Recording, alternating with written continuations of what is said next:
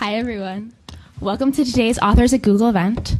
After the talk, we're going to have a Q&A session, and I'd like to remind everyone to please use the microphone in the middle of the room if you have questions. It's my pleasure to introduce Christopher Hitchens. Mr. Hitchens was born in England and educated at Oxford. In 1981, he migrated to the U.S. and recently became a U.S. citizen. He is the author of a number of notable books, including Why Orwell Matters and Letters to a Young Contrarian. As one of our most notable public intellectuals, he has been a columnist at Vanity Fair, The Atlantic, The Nation, Slate, and Free Inquiry, and taught at the New School, UC Berkeley, and the University of Pittsburgh. In his new book, God is Not Great, he lays out the case against religion, which he spent a lifetime developing, with anger, humor, and the formidable style of argument that defines all of Mr. Hitchens' work. About the book, Michael Kinsey wrote in the New York Times, Hitchens has outfoxed the Hitchens watchers by writing a serious and deeply felt book, totally consistent with his beliefs of a lifetime. And God should be flattered. Unlike most of those clamoring for his attention, Hitchens treats him like an adult. Ever contrarian and always eloquent, he's here today to discuss the book, take your questions, and take on anyone who dares to challenge him to a debate. He'll be signing books afterwards. And with that, please join me in welcoming Christopher Hitchens to Google. Thank you, darling. Please.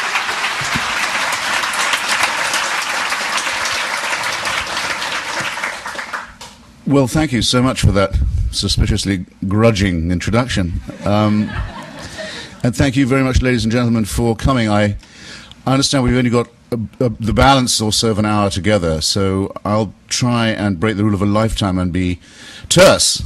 And I think I'll put it like this.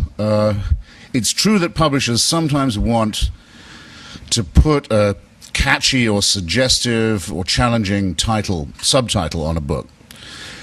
And so when we hit upon, or rather they hit upon, well, how religion poisons and why religion poisons everything, I knew what would happen. People would come up to me, they'd say, you mean absolutely everything? You mean the whole thing? They would take me literally. I thought, well, all right. One of the things you have to do in life as an author is live up to your damn subtitle.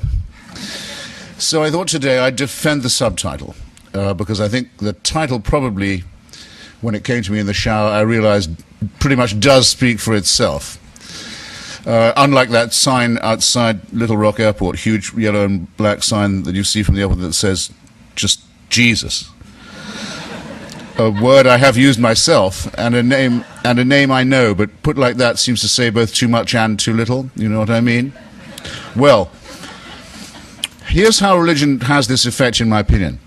It is derived from the childhood of our species, from the bawling, fearful period of infancy. It comes from the time when we did not know that we lived on an orb. We thought we lived on a disk. And we did not know that we went round the sun, or that the sky was not a dome, when we didn't know that there was a germ theory to explain disease and innumerable theories for the explanation of things like famine. It comes from a time when we had no good answers, but because we are pattern-seeking animals, a good thing about us, and because we will prefer even a conspiracy theory or a junk theory to no theory at all, a bad thing about us, this is and was our first attempt at philosophy, just as in some ways it was our first attempt at science.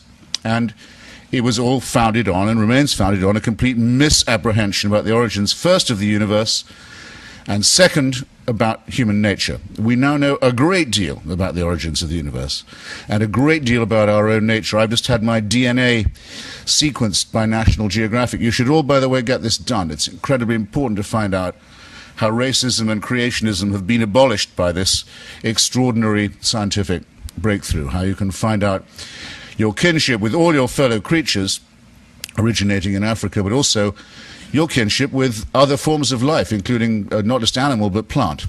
And you get an idea of how you are part of nature and how that's wonderful enough. And we know from Stephen Hawking and from many others, Stephen Weinberg and many other great physicists, an enormous amount now about what Professor Weinberg's brilliant book calls the first 3 minutes, the concept of the Big Bang. And we can be as sure as we could probably need be that neither this enormous explosion that set the universe in motion, which is still moving away from us at a great rate, nor this amazingly complex billion year period of evolution, we can be pretty certain it was not designed so that you and I could be meeting in this room. We are not the objects of either of these plans. These plans don't know we're here. Sorry to say, wouldn't know or care if we stopped being here. We have to face this alone with the equipment, intellectual and moral, that we've been given, or that we've acquired, or that is innate to us. And here's another way in which religion poisons matters. It begins by saying, well, why don't we lie to ourselves instead? Why don't we pretend that we're not going to die, or that an exception can be made at least in our own case if we make the right propitiations or the right moves? Why do we not pretend that the things like modern diseases, which we can sequence now, sequence the genes of, like AIDS, are the punishment for wickedness and fornication? Why don't we keep fooling ourselves that there is a divine superintendent of all this, because it would abolish the feeling of loneliness and possibly even of irrelevance that we might otherwise have? In other words, why don't we surrender to wish thinking?